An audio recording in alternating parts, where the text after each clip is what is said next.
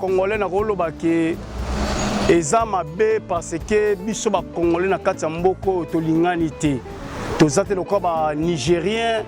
tozate lokola ba Éthiopien, tozate lokola ba pays mususu Afrique na kati ya Afrique du Sud. Ba Congolais na mboka tolingani te. Et preuve to mona ke tozoboma na biso,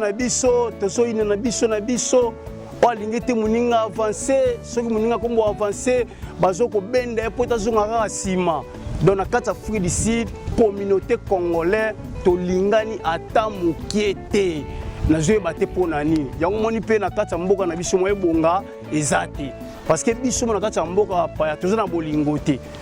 Ça fait combien de temps aux allez na mboka Afrique du Sud? Bon, ça fait déjà 10 ans au Nazana Afrique du Sud, précisément à Cape Town, pendant 2014. Aujourd'hui, tu as 2024, donc ça fait déjà 10 ans à la Afrique du Sud. Dans le but qu'Afrique du Sud, les hommes abé, bande comme Moussou, Baromo n'anga mabé.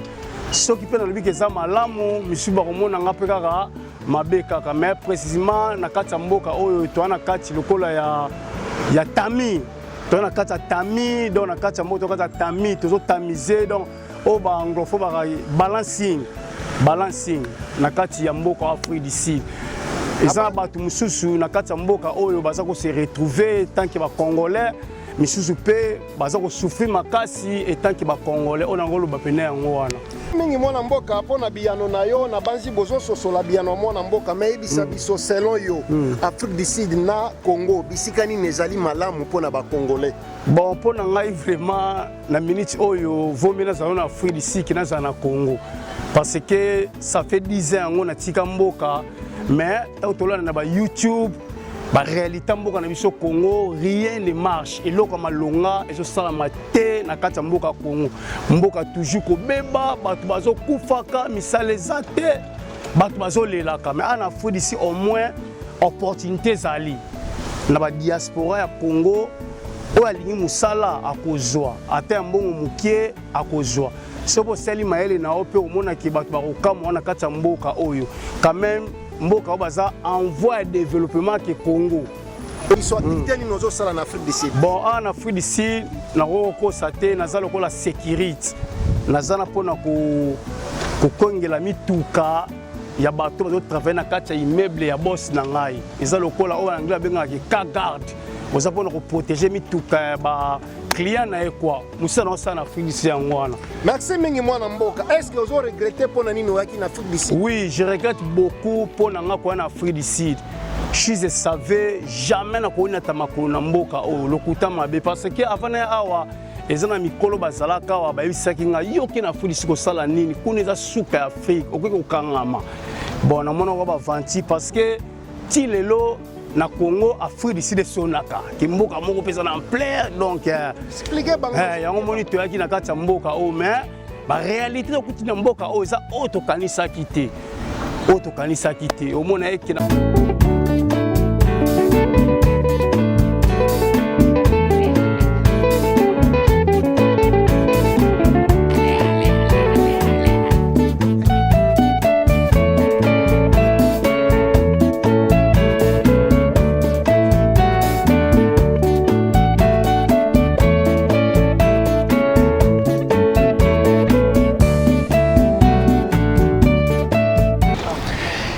batata ba mama bandeko wa bolingo mbote na bino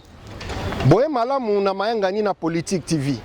nazali wa bino Patrick Chimanga tata ya mayangani mwana ya mama Christine Kalanga toza toujours na spécial diaspora congolaise na kati ya Afrique du Sud mpamba te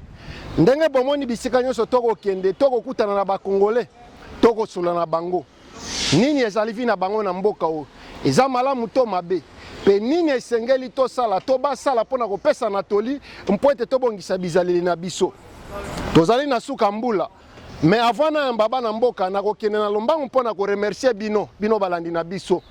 merci mingi ko uta na motema na nga moko Patrick Chimanga tata mayangani mwana ya mama Christine Kalanga elongo na équipe mobimba ya mayangani na Politique TV pona bolingo na bino pona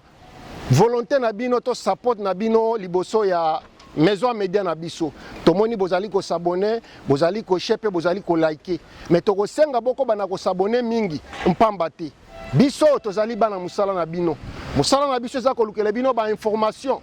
pour make sure ete outi na ba source fiable pe sir pe ko komanyela ngondenge to komanyela bino boy. Batata ba mama bandeko wa bolingo. Boye malamu lisusu na mayanga ni na Politique TV. Ndenge boyebi toujours na idéologie spéciale diaspora congolaise na kati Afrique du Sud précisément na Cape Town. Awa nazali na mwana mboka na banzi bosu bomona déjà na ba émission lekaki mais bosengaki nanga to lukaye po azongela po ameka komanyolela bino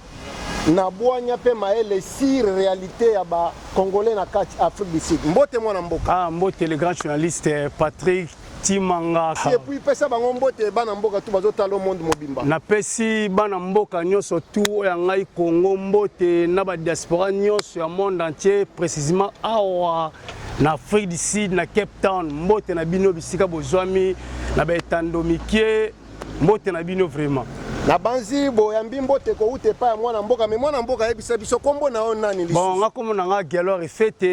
efete Shima. Comme dans la galore fête. Moi, je galore fête Shima. Tozali en Afrique du Sud, na Cape Town. Mais ça fait combien de temps aux alliés en Afrique du Sud? Bon, ça fait déjà 10 ans au Nazan en Afrique du Sud, précisément à Cape Town, pendant 2014. Aujourd'hui, tu as 2024, donc ça fait déjà 10 ans en Afrique du Sud. Batata ba mama bandeko bolingo mwana mboka aza déjà na 10 ans depuis aza en Afrique du Sud. Tout na ye. Boni Afrique du Sud. Des alliés malamu to ezali mabe. Bon, Afrique du Sud, ceux qui n'ont pas besoin de bandeko mususu, oui. Ceux qui n'ont pas Afrique du Sud, les amabe, bandeko mususu, baromo nanga mabe. Ceux qui peuvent que les amalamu, mususu baromo nanga pekaka mabe kaka. Mais précisément na kati mboka oyo to na kati lokola ya tami. To na kati tami, donc na kati mboka to kati tami, to tamiser donc au ba anglophone ba balancing na kati ya mboka Afrique du Sud. Eza batu mususu na kati ya mboka oyo baza ko se retrouver tant que ba congolais misusu pe baza ko souffrir makasi et tant que ba congolais on ngolo ba pene yango wana. Merci mingi mwana mboka pona biyano na yo na banzi bozo sosola biyano mwana mboka mais bisa biso selon yo Afrique du Sud na Congo bisikani nezali malamu pona ba congolais. Bon pona ngai vraiment na minute oyo vomena za na Afrique du Sud kina za na Congo.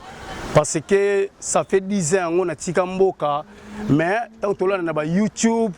ba réalité mboka na biso Congo rien ne marche et loko malonga ezo sala mate na kati mboka Congo mboka toujours ko beba batu bazo kufaka misale zate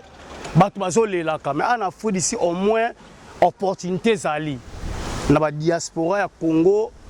o alingi musala akozwa ata mbongo mukie akozwa sobo seli maele na ope omona ki batu bakokama na kati mboka oyo quand même mboka baza en voie de développement ke Congo ona ngolo ba pene yango wana. Merci mingi mwana mboka mais yebisa biso selon yo via ba congolais en Afrique du Sud des ali malamu to eza mabe. Bon via ba congolais na ngolo ba ke eza mabe parce que biso ba congolais na kati mboko to lingani te tozate lokwa ba nigérien tozate lokola ba éthiopien tozate lokola ba pays mususu Afrique na kati ya Afrique du Sud ba congolais na mboka oto lingani te et preuve to mona ke tozo boma na biso tozo ine na biso o alingi te muninga avancer soki muninga kombo avancer bazoko benda po tazonga ka sima donc na kati ya Afrique du Sud communauté congolaise to lingani ata mukiete na zoe bate pona nini yango moni pe na kati ya mboka na biso moye bonga ezate parce que biso na kati ya mboka pa ya tozo na bolingo te o alingi te muninga avancer o alingi te muninga zala soki nde do comprendre makambo yango te yango wana lo nango lo ba yango wana. Merci mingi ba congolais balingani te na Afrique du Sud selon moi na mboka Gelor mais bisa biso activité ni nozo sala na Afrique du Sud. Bon en Afrique du Sud na ko sate na zalo ko la sécurité na zana pona ko kongela mituka ya bato bazo travailler na kati ya immeuble ya boss na ngai eza lokola o anglais benga ki car guard oza pona ko protéger mituka ba client na quoi musa na sana Afrique du Sud ngwana. Merci mingi mwana mboka. Est-ce que vous regrettez pona nini waki na Afrique du Sud? Oui, je regrette beaucoup pona nga ko na Afrique du Sud. Je savais jamais na ko na tamakolo na mboka o lokuta mabe parce que avant na awa ezana mikolo bazalaka wa bayebisaki nga yoki na Afrique du Sud ko sala nini kuna eza suka ya Afrique okoki kokangama bon na mona ko ba vanti parce que ti lelo na Congo Afrique d'ici de sonaka ki mboka moko pesa na plein donc expliquer bango yango moni to yaki na kati ya mboka o mais ba réalité to kuti na mboka o eza auto kanisa kité o mona eke na mboka oyo misale kufaka nyonso tu na mboka oyo donc ba ndako za ko kweya ka nyonso la to bindako zo kweya c'est-à-dire quoi ozala kana ndako misale kufi bo mona pas o se retrouver libanda parce que mbongo foot ezate yango wana pena problème eza ko leka na mboka oyo pona biso ba diaspora ya Congo na kati ya mboka oyo donc souffrance ya makasi et la preuve en est que beaucoup de Congolais bazola ka libanda na ba sapon donc ba Congolais belé lolo ba komela la drogue misusu ko condamner bango teza makamba koti na mboka oyo o bakuti na mboka oyo donc esali kelo misusu ba perdre na bango misusu ba pesi le losima pona nini ala takaka bien malingi koloba nini fo ba komba pede mon bala kom pede andima sacrifier donc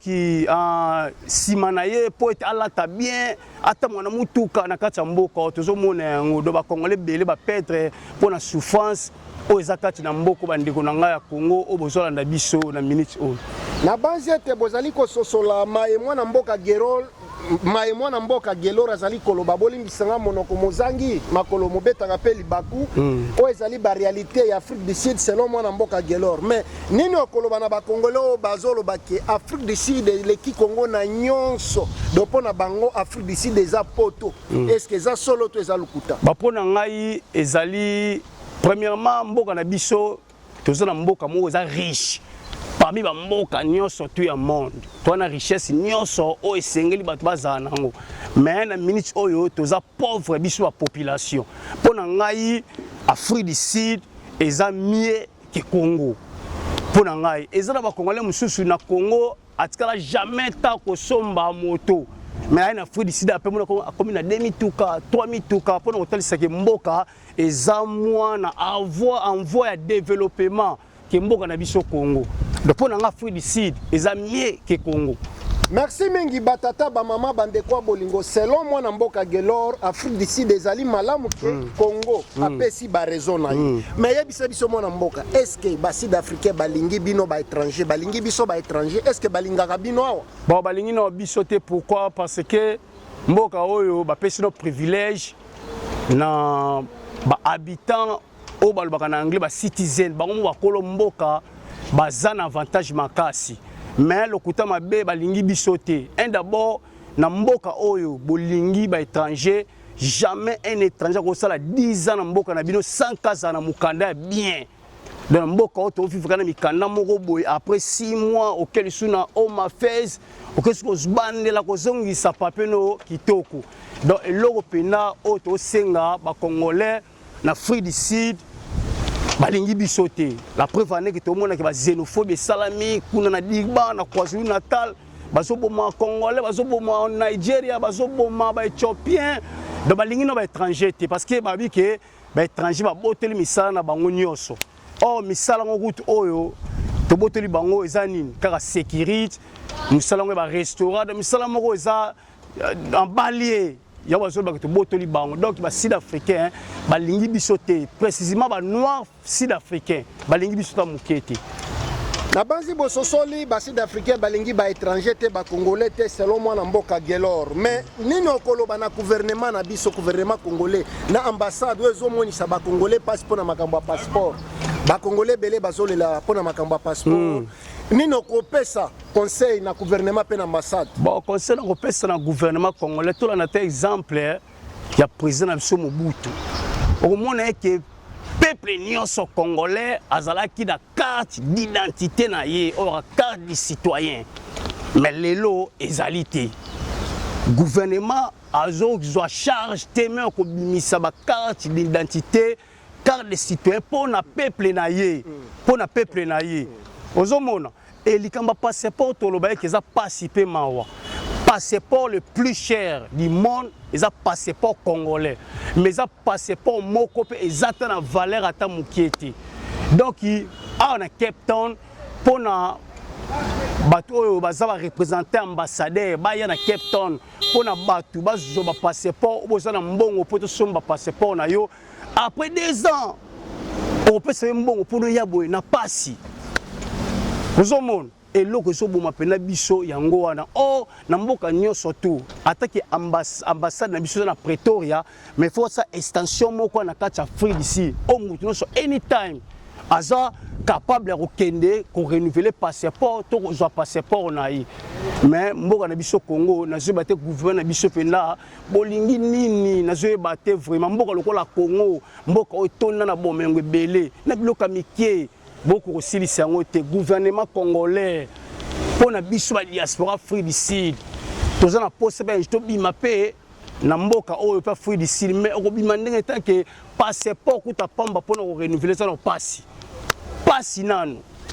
donc elo ngolo ba pena ngwana pour na gouvernement congolais bomeka ko bongisa eloko wana vraiment eza passi pe mawa mboka lokwa Congo mboka lokumu mais le Congo ko mboka moko boye donc eza la valeur te na kati ba mboka mususu wa Congo tona valeur tati donc eza passi pe mawa na banzi bososoli ezali passi pe mawa ba congolais bazomona passi mingi na Afrique du Sud pona makamba ba passeport ba mikanda et faute ezali ya gouvernement congolais faute ezali ambassade ya Congo na kati Afrique du Sud na banzi ete bino bakonzi bomeka ko bongisa musala bosala musala na ndenge sengeli pona ko faciliter vie na ba congolais à libanda to communauté congolaise to ba ebino boko benga diaspora congolaise bazomona passi pona ba mikanda ba passeport mais avant to kende mbangu na suka to passer na mutuna mususu na tuna onana pona nini ba congolais balingani te awa pona nini bazobomana pona nini bazoyinana nini ezosala ke ba congolais balingana te babomana bayinana na kati mboka libanda to mboka bapa bon pona ngai vraiment na koloba ke base nango ezaka jalousie base nango eza jalousie peuple congolais toza na jalousie moko mal placée comment ça fait ko ini mutu kaka pour rien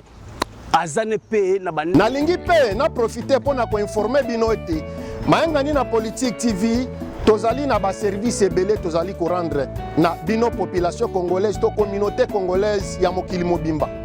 kasi mingi ya Afrique du Sud ya Mpumalanga ya Jobour ya Deben ya Port Elizabeth ya bisika nyonso tout c'est-à-dire soki ozali na business na yo osala business songolo to pakala to ozana ba activité na yo songolo to pakala ozali na posa to salelo publicité eleka na chaîne na biso mayanga na politique TV pamba te tozali na audience bato bayeba business na yo pe bameka ko na business na yo contactez biso numéro na biso eza na sewana contactez direction commerciale ya mayanga na politique TV bako solola na yo tokosalelo musala ya qualité tokosalelo musala professionnel avec bolingo pe patriotisme nyonso topesio musala na yo et soki olingi okende ko chango na ba chaîne na yo to bisika songolo to pakala ozali libre et soki olingi to banda ko lekisango na ba émission na biso tout tozo sala pamba te tozali na audience na ko beta sete okobenga toujours direction commerciale ya manga na politique TV toko solola et puis makambo ekoleka malamu wana ezali point ya liboso koya mibale na lingi ko bakisa lisusu boye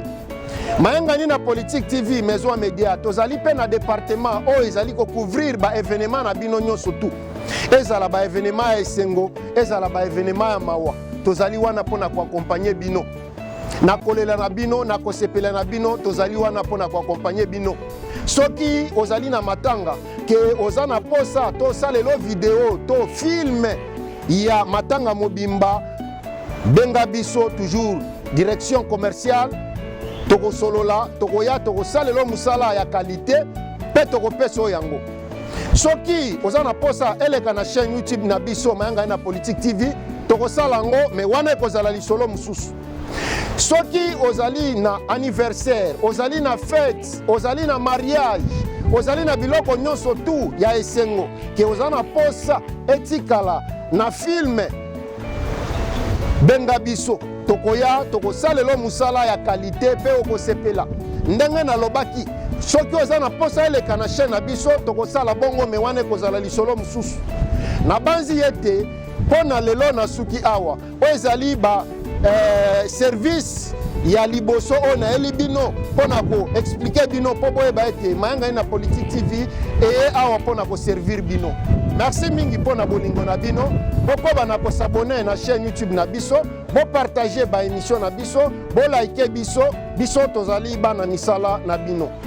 Nazali Patrick Chimanga, tata ya mayangani, mwana ya mama Christine Kalanga.